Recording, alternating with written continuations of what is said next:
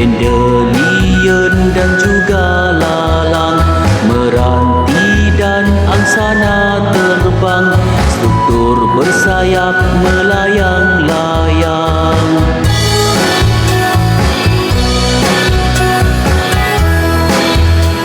Lenggai mengering, lenggai mereka, keembung saga dan biji getah.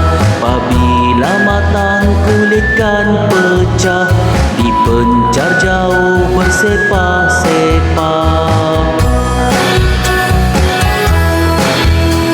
Kulit yang licin sabut berongga, dipencar air biji benihnya.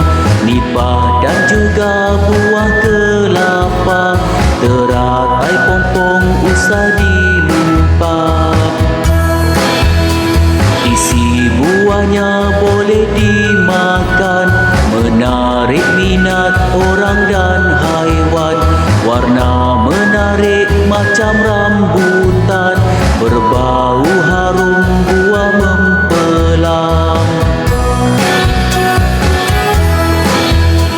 Ada benih boleh melekat pada pakaian dan bulu haiwan.